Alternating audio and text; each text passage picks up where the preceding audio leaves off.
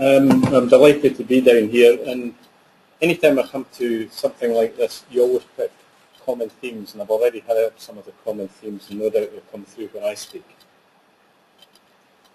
My presentation is going to cover today a bit of background, what some of the issues are in setting up a shared service, because we are a shared service, but you're going to hear that we're actually setting up other bits of shared services, and I'm going through a lot of the issues that I know that you are as well. Some of the benefits that we have delivered, and money is going to feature quite heavily in that, and some of the innovations that we wouldn't have been able to put together without having this shared service in place. And a lot of the changes that we're going to have to put in place because of the budget cuts that are coming along. We've been protected a wee bit in Scotland because the Scottish Government's decided to carry some of the costs at the moment, but we just heard the next 3 years, and the graph of doom, I think, is hitting everyone. So we have to make changes as well. So what is Tayside Contracts? Well, we're unique, and it's disappointing, but proud to be unique at some point, because we were established in 1996, and there are no other shared services like us yet in Scotland, although there's one where 3 councils are speaking together. We operate under a joint committee of 3 councils, Angus, Dundee and Perth and Kinross, and I'll give you a wee bit more information on how that operates. We provide catering, cleaning, road maintenance and construction services. Now construction services, purely roads maintenance, winter maintenance, emergency, etc. We employ nearly 2,500 people and turnover 68.5 million last year. Out of the 2,500, 400 of them are on the construction side, and our turnover last year on that was 45.2 million. So it's by and large the biggest part of our organisation in terms of money. The picture on the bottom isn't the way we go about surfacing. That picture was when we were launching a new material, and it was an audience on the right. It wasn't the number of people we have beside the surfacing machine. New perspective on that. One of the key things for a shared service, as far as I'm concerned, is you need to have control of all your support costs. And internally we provide all our support services, except we buy in legal services, banking services and insurance services. And we partner with many public and private bodies, despite the fact we are providing services in the main to 3 councils. We do partner with other bodies, and again I'll come back to that. So where do we operate? Right in the centre of Scotland. We've got 2 cities, Dundee and Perth, and we've got the Angus Glens and the Perthshire Highlands, and we've got one of the highest council roads and the highest trunk roads in Scotland, and we've got ski slopes right on our boundary as well. So you can imagine there's quite a collection and mixture of challenges in roads maintenance. But where did we come from? We were set up as part of a roads department with the old Tayside Regional Council in 1992. And for my sins, I've been working with the organisation since 1986. They had to set up a catering and cleaning DSO and a vehicle maintenance when this legislation changed. And then Tayside Region decided it was a big enough organisation to have its own department, and it became Tayside Contracts purely on the roadside. But the roadside did so well that we were seen to be a good quality organisation.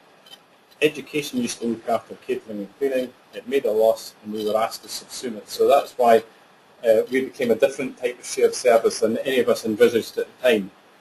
In 1996, a local government reorganisation, the 3 councils decided, why break it up if it's successful? And we were kept together, and I think if everyone was honest, a lot of people thought we would survive 2 years, maybe 3 years.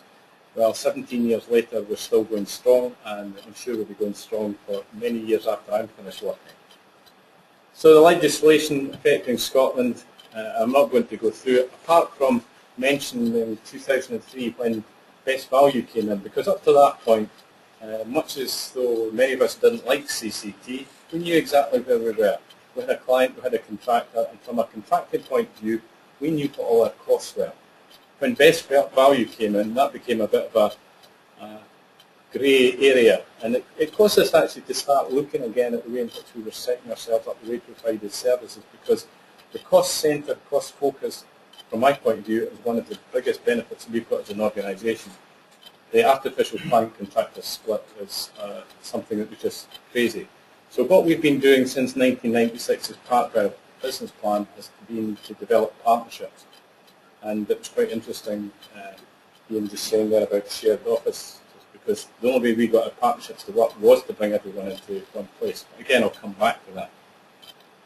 So, who are the owners of Tayside Contracts? It's 3 councils, and you see on the screen there the share of ownership.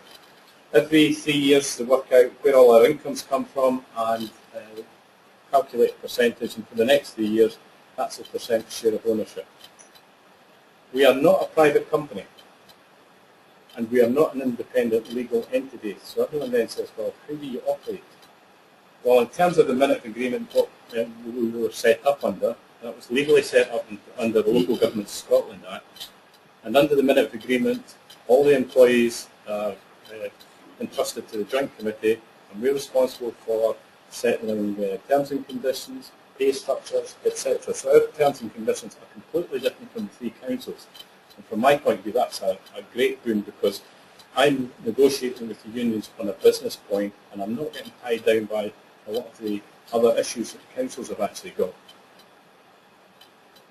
Our Joint Committee is made up of 18 elected members from all colours. Convenership rotates annually. Now, when in 1996 we had a Labour Council, we had an SNP Council, which overnight became a Liberal Democrat Council, we had a Coalition Council, and we've had every convener under the sun except a Liberal Democrat. And we have never had a vote. And there hasn't been any political arguing. It's all about how do we provide better services to the public within Tayside. It meets 4 times a year and any additional subcommittees. As I said, there's a legally constituted minute agreement. We are actually looking at that again at the moment because it's out of date since 1995, but there's no real desire to make any major changes. We actually sat down and looked at what type of legal entity could we be or did we want to be. And what we came up with, did the Joint Committee stop us doing anything? And the answer to that was no. So we decided to stay with it because that was the best element in terms of governance, in terms of local government ethos, as opposed to making any other changes. We have to produce annual accounts, annual performance reports, and like everyone else, along comes best value audits and corporate governance, and we are independently audited by an auditor set by the Auditor General in Scotland. I'm regularly asked, do share services work? I hope I can show you in the next few minutes that, in my opinion, it does work. And I think with some of the budget cuts that are coming along, it is the only way forward if we're going to survive and make better use of the money. 3 areas I've picked on are management, financial, and innovation, which I don't think we could have actually delivered if we hadn't been part of the shared service. So as I said at the start, we grew out of CCT, and from my point of view, that means that we're a cost and service-focused organisation. I know exactly how much a pothole is going to cost me in Arbroath or up in Pinlochrannoch. When we speak to our clients, they talk about budgets. I'm spending my budget. Well, my view is, could you have done the work for 2/3 of the budget or half the budget? And it's just trying to change the focus that goes with it. The other thing, from a service-focused point of view, whilst we are fully part of local government, we're not tied down by things like consultation papers that come out from the Scottish Government and UK Government, and we're able to spend all our time looking at how do we deliver a better service. We've got a single management structure, so if we've been split into 3, you would have had 3 management structures. That doesn't mean we've done nothing about it, because our corporate management team in 1996 consisted of 7 people. Well, we've doubled our income and taken on another 400 people since then, and our management team now consists of 4 people. So we have to make cuts all the way through the organisation. One of the biggest things, though, is the flexibility and the economies of scale. We've got our own quarry. One council couldn't survive with a quarry. We wouldn't be able to support surface dressing, surfacing, some of the innovations in looking at different types of surface treatments. But because we're the bigger organisation, we've been able to do that. And again, I'll come back to that. One thing that's not on the slide there is we've got our own training centre. We're accredited now by 8 different bodies, because one of the key things all the way through is how do we upskill our workforce. Many of our employees didn't have any skills when they left school, so we took the view, we wanted to go down the line SVQs, which is the same as NVQs, and our aim is to have everyone up to NVQ level 2, We sell our training to the private sector as well as the public sector because we're all in this together. And when I talk about shared services and partnering, I talk about the public-public, public-private, all sorts of partnering, because that, I believe, is the way forward. That's then enabled us to go after larger contracts. The advantage I had over everyone else trying to set up a shared service, we were actually in place before our local government reorganisations. It was easier to keep us together as opposed to set up a new one. We are looking at increasing some of our shared service activities, and I'm going through exactly the same challenges as everyone else, trying to convince elected members to give up, as they see, control. But in the main, it tends to be the officers I've got to address issues with because they think they're losing jobs. And there's one example I will give you at the end about that, which I think hopefully answers that element. Like a lot of people, community benefit is key as far as we're concerned, and we're part of what's called the Tayside Procurement Consortium. 3 councils came together in terms of procurement, and in Scotland we've also got the wider one, the Scotland Excel contract. So we are tied by all the procurement regulations, same as everyone else, but the majority of our materials come from Tayside. All our subcontractors, except specialist ones, come from Tayside as well, and we are committed to the environment. So, the big figures. Financial benefits. Since 1996, we've returned 16.7 million to the 3 councils. Now, on top of that, through a lot of efficiency savings, I would think we've probably reduced charges and costs by somewhere in that region as well. On top of it, we've been allowed to invest, because that's one thing the Joint Committee has allowed us to do, and they've understood the issue. If you don't invest for the future, you'll be stuck and you will not be able to compete. And 28.4 million has gone back in terms of new plant, equipment and innovation. We've also got at the moment 1.6 million in our reserves, but up in Scotland we've introduced, or the Scottish Government's introduced, a Scottish living wage, not the minimum living wage. And the Scottish living wage is part to pay what that's gone in this year is £7.50. So that's going to cost me over 1.1 million in terms of my catering and cleaning. And because we've got all these reserves, the councils have to determine that we'll pay that cost for year 1 to give them time to look at specifications, how they can make efficiency savings, etc. And equally pleasing, we've met all our rate of return requirements. So, if you're going to set up a shared service, you need to decide what legal model is best for you. We have 2 different ways of doing it, and I agree there are lots of different ways of doing it. As I said already, we're under a joint committee. We've actually expanded partnerships within the organisation because we started very much as a contractor organisation. We've now got a road maintenance partnership with Dundee City Council, which has brought all the staff into one place under one of my staff, and we're delivering all the services. We've just done exactly the same in Perth and Kinross. The next aim is to try and get the 2 together, but that's a slower process. Haven't managed to convince Angus Council to go down this line yet. But on the street lighting side, we've got a joint partnership with Dundee and Perth. Again, getting all the staff together. They're all working for their own authorities, but it's all under the control of some of my staff. And on another part of the business, we're actually looking to do a similar type of partnership, but instead of them staying within the parent authorities, they will actually transfer across to us.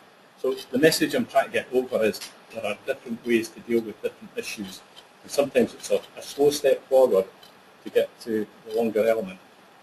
But it's critical, as far as I'm concerned, that you have control of your support costs. You can't afford someone at the end of a year coming along and say, we're overspent the central budget by £500,000. By the way, your share of that's 200,000. My view is, if I can't afford it, I won't have them. The culture, someone mentioned the culture earlier. Culture is key.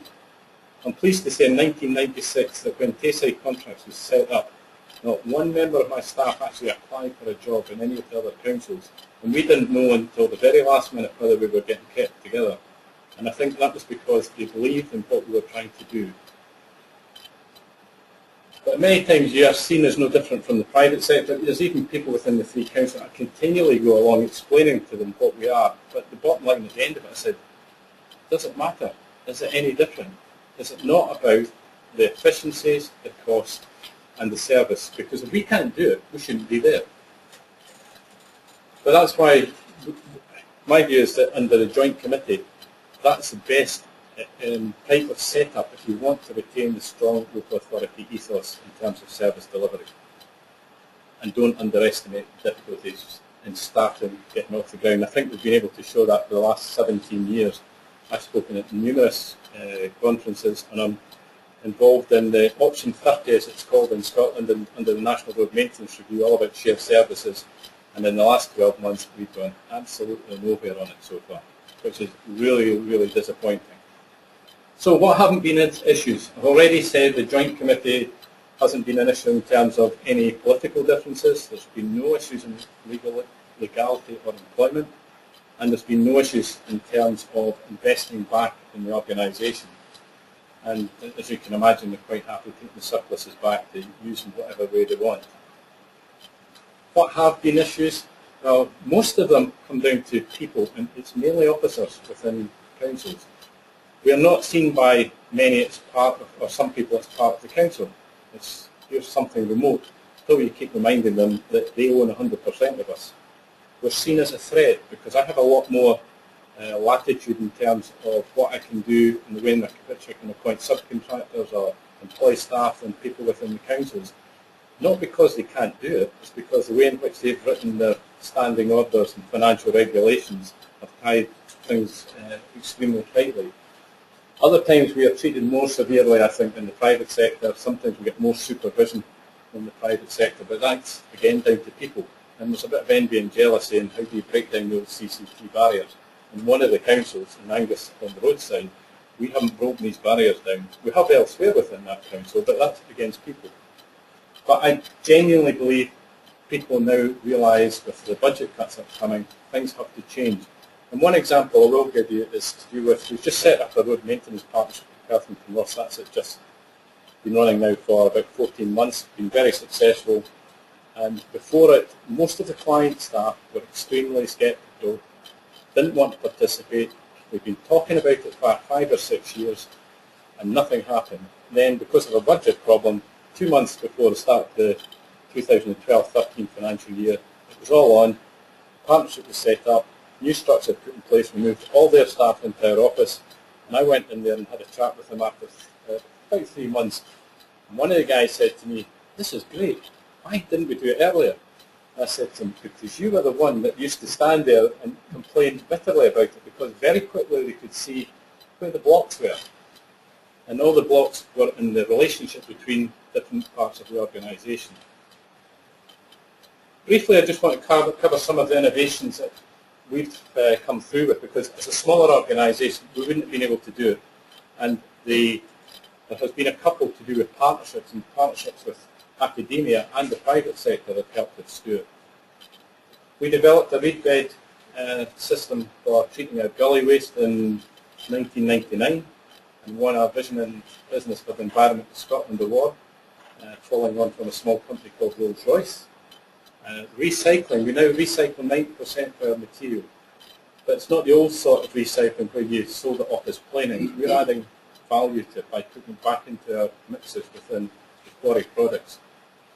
And we've also solved a big problem for Dundee City Council. They used to burn all their waste, couldn't get rid of the incinerator ash, and we worked with them and were able to develop products that were putting it back into our hot material instead of limestone.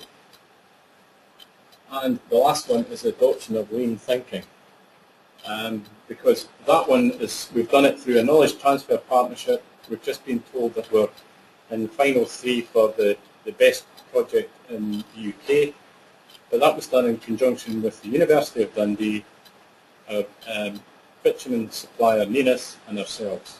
So it shows the way in which we work together. So we developed, one of the things we did develop, it was unique at the time in the UK. Most people are going low temperature asphalt, but what we came up with was a material called Tayside.